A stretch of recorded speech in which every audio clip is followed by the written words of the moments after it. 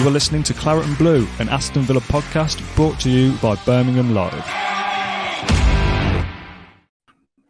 Hello, welcome back to the Claret and Blue podcast. I sort of fade off that intro then. That's never happened before. That was interesting. So let me start that again. Hello, welcome back to the Claret and Blue podcast. My name is Dan Robertson. I'm joined this afternoon by John Townley, both wearing black in the black background, the third kit. Not coordinated. John, how are you? Everything okay your end?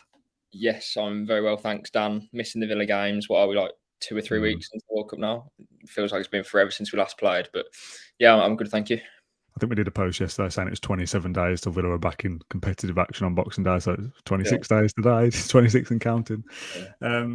We're here today with a strangely titled, and the irony is not lost on me to say the 5 players who have shone for Aston Villa in 2022 when we've been crap in 2022, let's face it. This is a kind of company-wide initiative, a company-wide competition, actually, that we do at Reach called the Fans Footballer of the Year, where there's a big vote, and we'll share this towards the end of the show, called the Fans Footballer of the Year, and there's 9 players from across the Premier League nominated forward for a vote. Now, if you remember right, a couple of years ago, Jack Grealish was in that 9 group when he played for Villa. I think it was 2021. His last season with us, I think it was that season. He didn't win the overall vote, but he came very close because we promoted it well on the podcast and Villa fans kind of got behind him. Now, obviously, there isn't a Villa player in the 9 this year. You'll be surprised to learn. But there is a club individual vote, and each Premier League club has 5 players that are nominated forward, and each club will then have its own individual winner.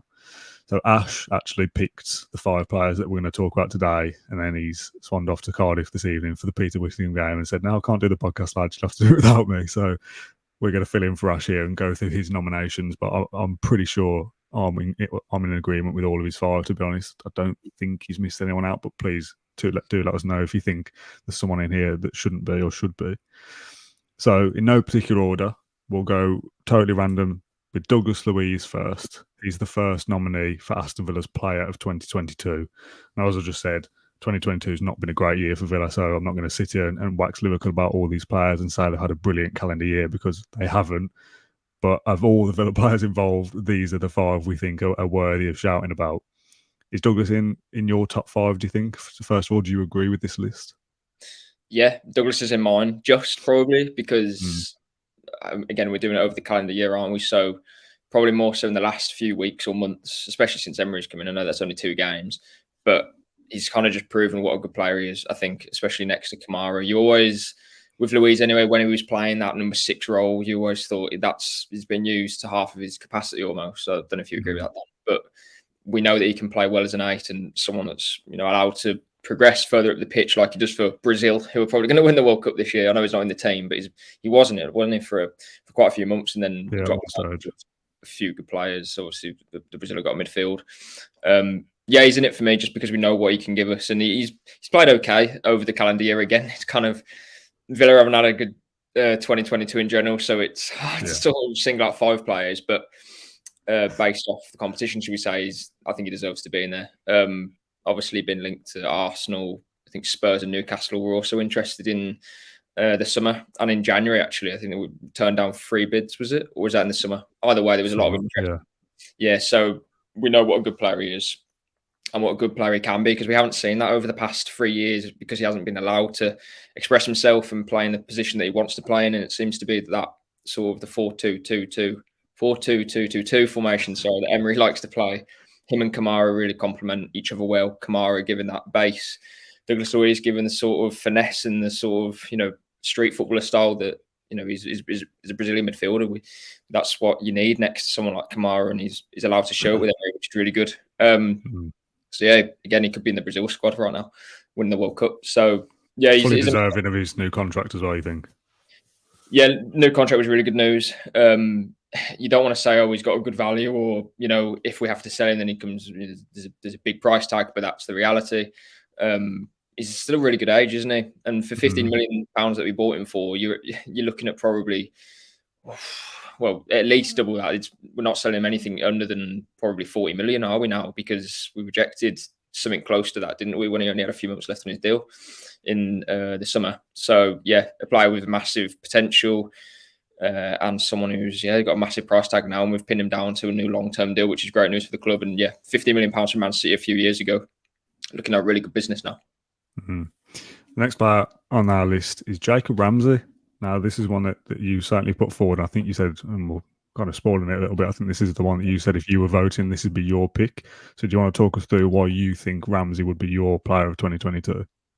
Yeah, again, not that he's had an incredible year, Ramsey, but for a player that's only, was he 20, moving on to 21, 6 goals over the calendar year, 9 total goal contributions. He started the year, I believe, with that goal and assist against United and Coutinho's debut, which seems like a long time ago now. And then the last sort of contribution that he had in terms of goals was against United again, goal and an assist in the 3-1 win. So that almost encapsulates what a good start and ending he's had. And in the middle, it's been sort of up and down. But for me, he was our player of the year last year. And I know Matty Cash won it, and that's fair enough because he was almost between the two for me. But I thought for a player that's so young, a boyhood fan and a midfielder, someone that's so young that can really go on to big things, I thought he deserved it myself. He plays with a level of consistency that isn't going to be a 9 out of 10 every week, but you know that if he's on his game, he's going to be performing really well, and he gives us a really good sort of balance and that sort of, in the midfield as well. When we had Gerrard as manager too, he'd always say that he's going to be an England player, and I know Gerrard had his faults as manager, as a Villa manager anyway. But he knows the midfielder better than anyone else. And for Ramsey to get the sort of adulation that he got from Gerrard, I'm sure that gave him loads of confidence. And again, if you take away the fact that Gerrard wasn't a brilliant manager for us, the guy's probably one of, if not the best midfielder the Premier League's ever seen. And for him to get so much praise and trust off Gerrard as well, because when Gerrard first came in, he was like, I want Coutinho, I want to boost up the age profile of the squad. Well, Ramsey's in a really critical position in that team that he played in that 4-3-3. He could have easily put in or dropped in a 30-year-old and taken Ramsey out of the firing line, but he didn't. He trusted him. And again, results business. He didn't need to do that. So fair play for him for trusting him and sort of developing on from what Dean Smith did with him. Now Ramsey's under Emery. That role should suit him. Not having that defensive sort of responsibility going the other way, you can push forward and leave Luiz, Kamara, the players to sort of do the dirty work. And he can do that, Ramsey, but we know that he's best moving forward. When he was on loan at Doncaster, Darren Moore would always say that he was almost like David Platt moving into the penalty box at the right times, and he wants to get more goals. And I'm sure he'll get it. As I say, 6 goals over the calendar year isn't amazing, but it's certainly a decent though. Exactly. Next year, you're looking at double figures, aren't you, in terms of the calendar year? This season, double figures in terms of goals and assists. So, yeah, Ramsey's definitely in the top 5 at least for me. What do you think his ceiling is? Because we spoke to Neil Cutler last week, and we'll give a plug to the full episode later at the end of this podcast. And I think we asked, who's the biggest talent coming through or something like that. And he said Ramsey's. It's got to be. We're probably kind of looking for somebody in the academy that you've not heard of really, but he said Ramsey's kind of got this natural ability and this kind of thing. He was a top player, and he didn't quite compare him to Jude Bellingham, but kind of that come from a similar area, played for come through at Blues, come through at Villa. I think Ramsey is 21 now, so a bit older than Bellingham, and obviously Bellingham is a different level. He's a crazy talent, to be fair. But kind of put those in the same bracket that JJ could go on one day to be this mainstay at a Premier League club and international level as well. What kind of level do you think Ramsey's got? I think he's just sort of on the journey with Villa at the moment, isn't it? It's really hard to predict where a player or where you can get to at the moment. His ceiling is as high as he wants it to be because you just don't know. As I say, he's 20, 21. Players develop at different ages and at different times as well. Bellingham is a world-class player right now, and that might be his level for another 5 or 6 years, and that's still an incredible level, but you just never know. So with Ramsey, he could either go that way or just stay as he is, and if he stays as he is, that's a solid Premier League player. But I don't doubt that in the next couple of years he'll continue to progress because of what we've seen so quickly over the last couple of years. I remember when he first came into the squad under Dean Smith, and he made he played against Leeds and Wolves in the 20 to 21 season behind closed doors. And for a player so young and hadn't had any real experience, he was so mature. That's the first thing that hit me with him anyway. And then knowing how he wants to get forward, score goals, and be that sort of, running beyond the lines, adding much more to his game. That's what he's done in the last couple of years. If he puts it all together and can, as I say, hit 9s out of 10s most weeks, you've got a really, really good player there. And I don't think there's, many coaches better than Emery to sort of take him on and continue his development. So, yeah, the ceiling is not limitless, but wherever he wants to get to, I'm sure he can get there, Ramsey, because he's got so much about him, and he seems like a very down to earth guy as well. Nothing seems to sort of phase him, but also he's very level headed as well, which is key for a player so young. And again, he's playing in the Premier League every week, playing 90 minutes. That's something you can't sort of overlook. I think because he's come through after Grealish, there wasn't necessarily an expectation that Ramsey would be as good, but it's almost sort of, I don't know how to say it, but if we didn't have Grealish, I think we would maybe be putting too much on Ramsey. So I think it's almost a good thing that he comes after him. There's not a massive expectation on him. It's more of a, we'll see what you can get to, because we've already seen Jack come through. So he's not following anyone's footsteps. He's doing his own thing, and I think that will serve him really well in the coming years. I like the quotes from him recently in a story and into somewhere about, kind of turning off the PlayStation a little bit earlier in the night and starting to learn French when he gets back from training, because he realised he got all this spare time and to actually do something useful with it, learning to cook, things like that. And that's things that we probably take for granted as non-footballers, but they live in this bubble of having everything done for them and can get away with doing that for their entire career. It's nice to see a young player actually kind of not pull the finger out, but pull the finger out and kind of start living an adult life at that kind of age as well, which is obviously something everyone watching this will be able to relate to anyway, because we are normal people. We don't have chefs cooking food for us and taking us around everywhere in a chauffeur car. But yeah, nice to have that kind of thing. Just on his ceiling, it's obviously difficult to make predictions. There's so many variables in terms of it. He could get an injury. He could leave Villa. Villa could get relegated, something horrible like that. But you would be looking at the next Euro squad, surely, in the next 2 years, as Ramsey will want to be in that as a target. Yeah, very good target. And say, I'm not too sure how big the squads are, but obviously with the squad being so big for the World Cup this year, it's almost those added 2 or 3 spots like Maddison got this year, and a couple of other players who aren't going to play, Ben White and Connor Cody. It's there's reasons why they're in the squad, but there's no reason why Ramsey can't be getting in and around it for sure. Especially another couple of years of development. Or at least a call up before the Euro squad, let's say that, because with the Gareth Southgate, he has his trusted players, doesn't he? Well, exactly. This is what I mean about variables. It depends who the England manager is. It depends where Villa are in the next couple of years. If they've progressed really well, you'd be looking at him as a shoe-in for it. So definitely a target for him. I'm going to move on, though, because we've got another 3 players to talk about. Let's go Ashley Young. When me and Ash and you were talking about the players that were going to be selected for this, I was thinking, this might be a bit of a slog of a podcast. I can barely think of 2 or 3 players that are worthy of talking about, let alone 5. And then Ash said, what about Ashley Young? It's like, oh, yeah, that's a pretty good shout, to be fair. Obviously, didn't feature massively at the start of the calendar year, because we signed Dean, didn't we, in January?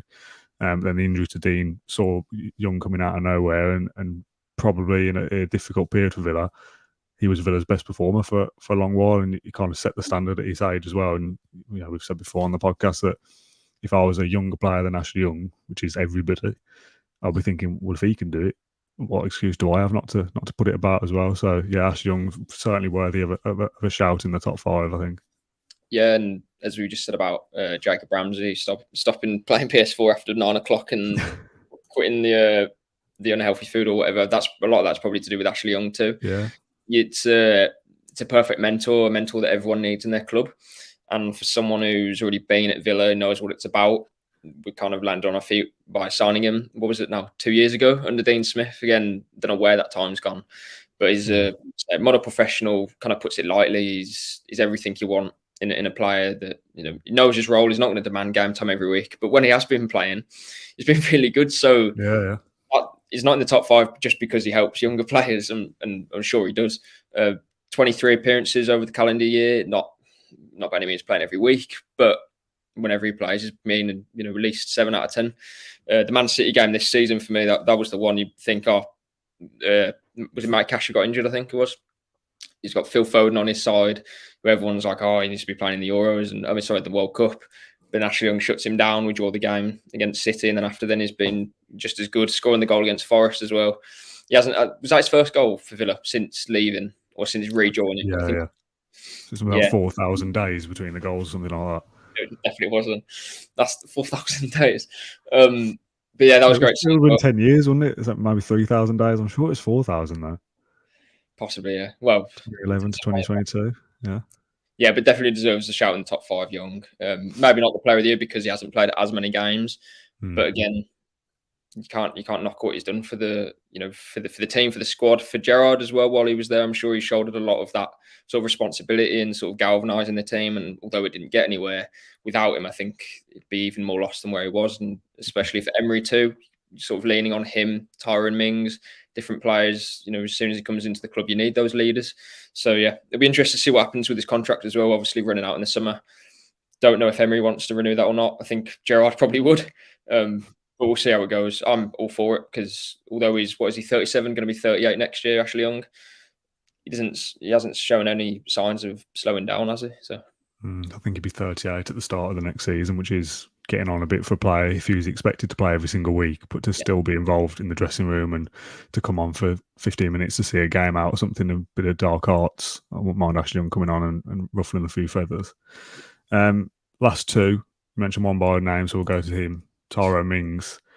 He's probably the one I'd put my vote towards, I think. And again, 2022 has been a difficult year for everybody and a difficult year for, I'm going to say our next name then, but I'll save it, although most people probably guess who's probably coming up next.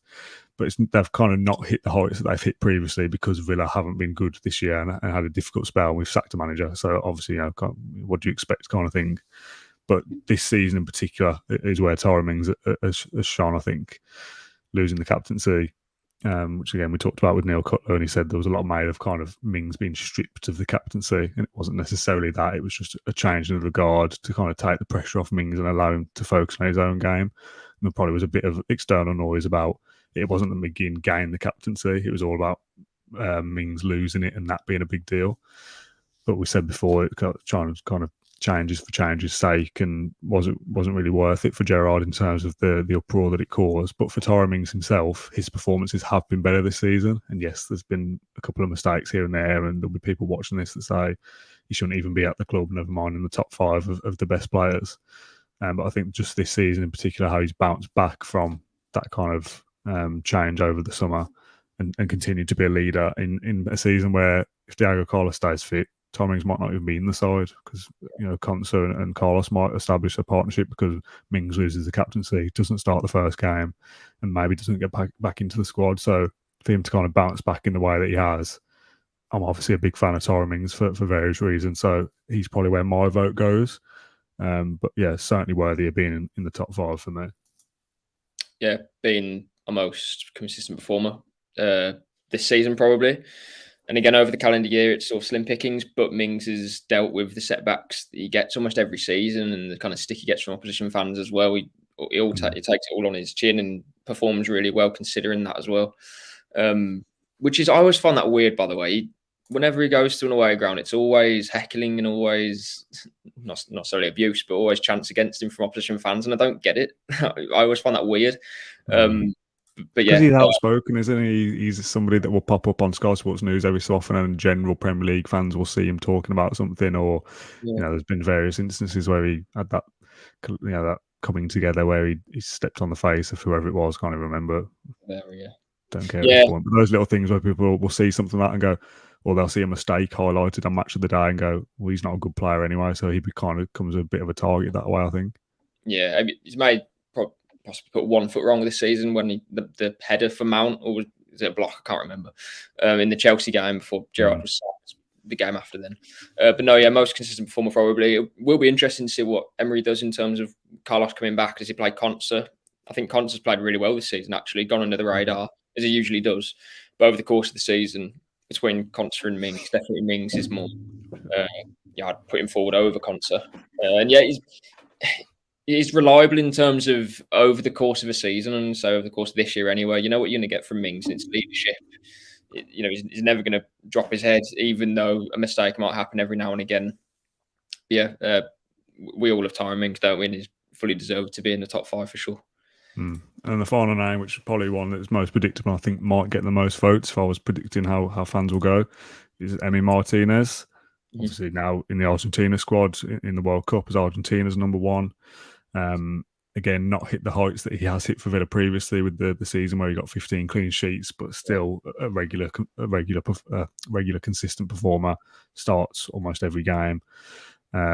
Potential captain material. Again, mentioned Neil Cutler a few times, but he spoke very, very highly of Martinez, both on and off camera. So I think most people's votes will probably go to Martinez, just as him being most consistent. But I think there is, in the 20 minutes of discussion we've had so far, I think there will be a bit of an even spread around the other four, but I still think Martinez will come out on top, is my prediction. But feel free to go down to the link below and prove me wrong.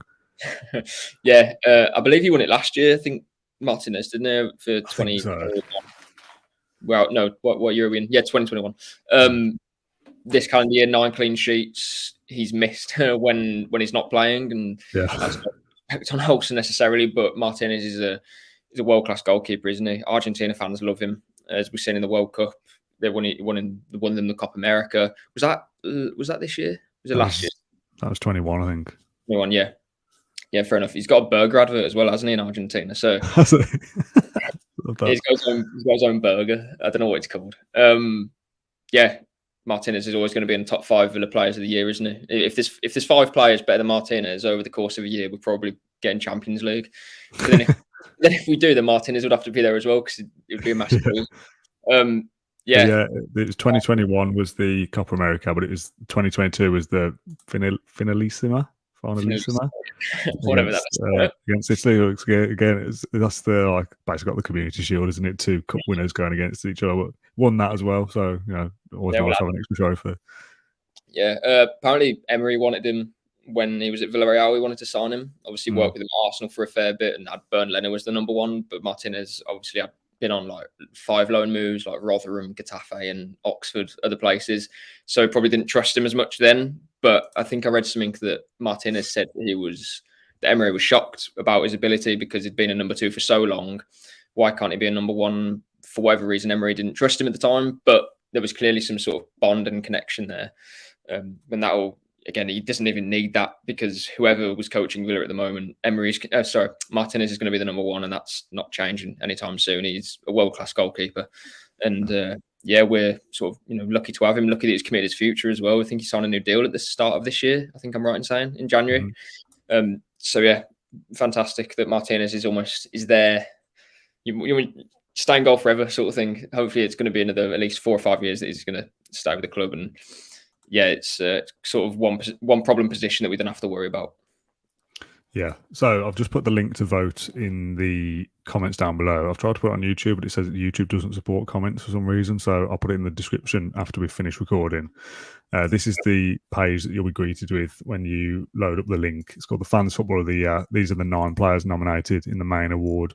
James Maddison is the local, the nearest to us in terms of being in our Midlands kind of contingent. Bruno, Harry Kane, Son, etc., etc. Forget about that. No one cares about that. You can vote if you want, but I'm not really that bothered. Go down to choose your club, select your team, obviously Aston Villa, and then you'll meet with the 5 players that we've just talked about. If you click on read about me, you'll be given a bit of a blurb that Ashley Preece has written for each player.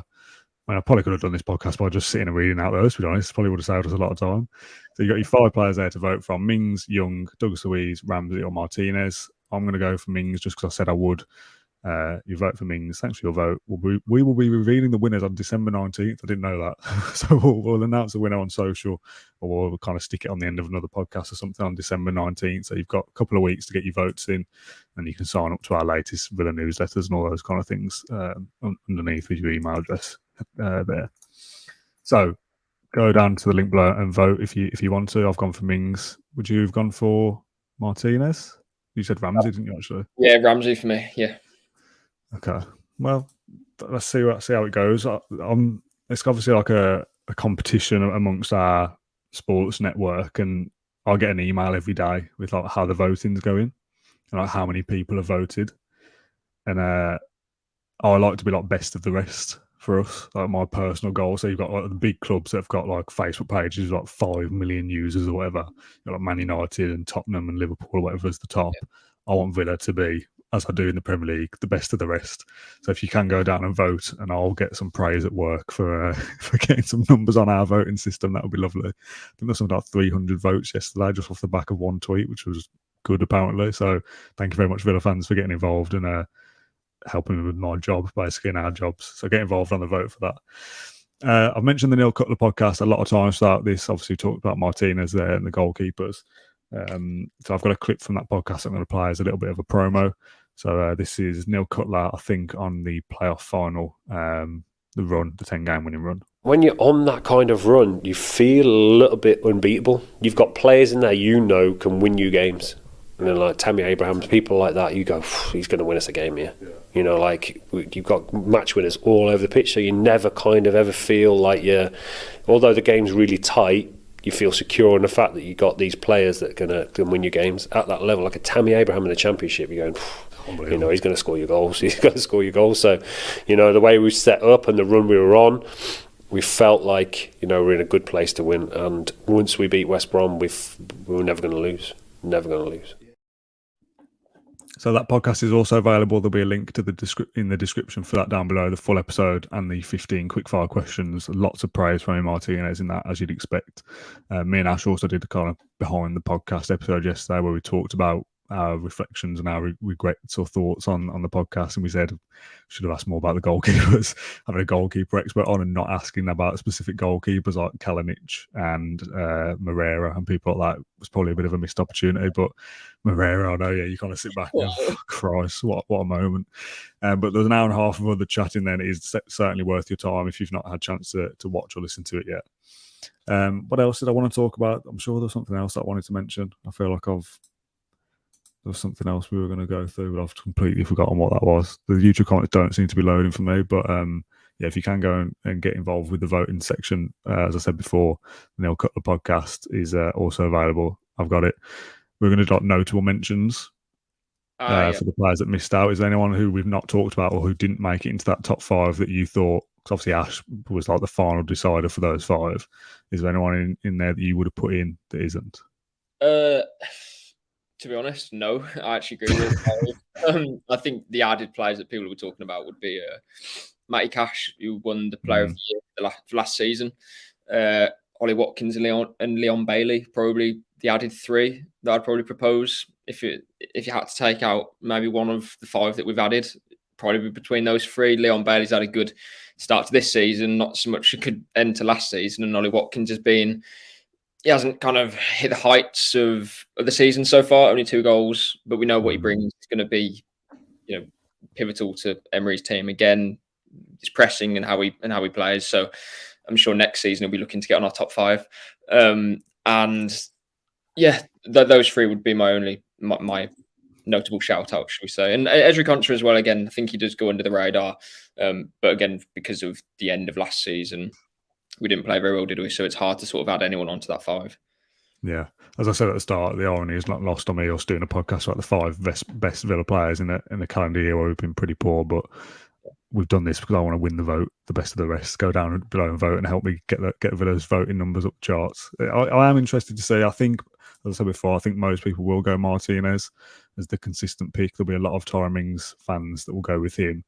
And I think the 3 others, Ramsey, Young and Douglas Luiz, will get votes spread amongst them pretty evenly. That's just my prediction. You can even throw in Cameron Archer. I know it doesn't quite make sense, but if you're talking about players who have... You're a friend of the family? Yeah, I am. Obviously went on loan, but that, I guess that doesn't really count. But doesn't really count. And to be fair, this season he hasn't played, so can you edit that out, please? Well, as soon as we're live, no, I cannot edit that out. The final thing I want to talk about, because I've had a few questions on YouTube comments and in DMs as well, is about the second part of Claret and Blue Live. Obviously, we split it, the live podcast we did, is that 2 weeks ago now? Almost 3 weeks ago? 3 weeks at the end of this week. 3. Christ, that's gone quick, isn't it? Yeah, so apologies, it's taken me a while to get that out. If that was 3 weeks ago, we split it into 2 halves because we knew the World Cup break was coming up and we wanted to make sure we got content. So the first half was a kind of mid-season review. I think it was about 40 minutes. That is also still available if you want to go back and listen to that if you haven't already. The second part is a Q&A with the audience that were with us, 100 or so Villa fans at the Aston Social. I'm currently editing through that, not as we speak, so obviously we're live, but I've got it open in front of me. I am 41 minutes in, and there's another 17 minutes for me to look through and kind of clean up and edit. So it should be a 45-minute, 50-minute Q&A with supporters there. What do you remember of that? I mean, we're going to talk about kind of the behind the scenes of the beyond the podcast or whatever it's called for Claret and Blue Live. What do you remember of the Q&A? Is there any standout points that you kind of want to listen back to? To be honest, I can't remember a lot of it. It was nice to have like a blur, doesn't it? It was nice to have questions about the podcast itself. to questions about Wendy, different bits with Emery and Gerrard and transfers, kind of the standard stuff. To be fair, I shouldn't have asked you that because I might have cut stuff out. You might have think you might have, it's a great bit about Emi Wendy, and I've cut it out of the episode for whatever reason. So I should have held back there. But yeah, there's a lot of variety in the questions. Some about the podcast, some about like personal questions, things like favourite shirts. A lot about Unai Emery and like youth players and things like that. I've got a clip here actually of Matt, and I've just titled it Matt Clip. So I don't actually know what this is. It's only 30 seconds though. So here's a clip from Matt Kendrick from our Q&A, and I'll explain what it is when we come back. Bumped into a couple of people, not giving it the big one, but a couple of people came over and said, "Oh Matt, thanks for what you do. We enjoy the podcast and stuff." You just see my son rolling his eyes, and he's thinking, Really? All you do is you just spout nonsense, you just tell these really bad puns, these really bad analogies and really bad jokes.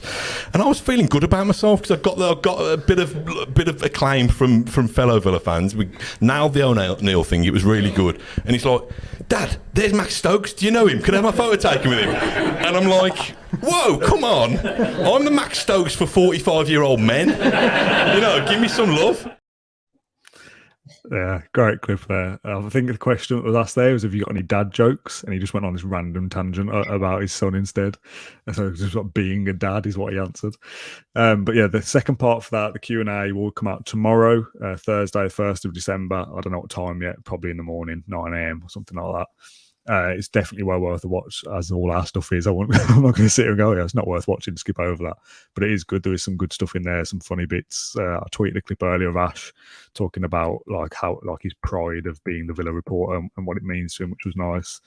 A few bits from Matt on the industry and how things have changed and things like that. So it is interesting to listen back to. And for me, it was good because I didn't have to do anything in that section. All the questions were to you guys, and I could kind of sit back and watch it as an audience member as well. So that's out tomorrow. That's a clip to tease you. The Neil Cutler podcast is also available. John, thank you very much for your time on this afternoon's show, as always. A little reminder, the link to vote for Aston Villa's best player in 2022 is linked down in the description below. It's between Emi Martinez, Jacob Ramsey, Ashley Young, Douglas Luiz and Tyrone Mings.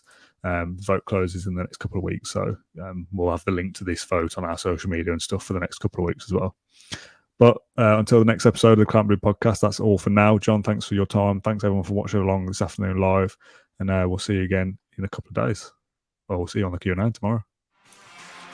Thank you for listening to Claret and Blue and Aston Villa podcast. If you enjoyed today's episode, then please do let us know. We love hearing your thoughts and comments. We'll be back soon with another episode. But until then, up the Villa.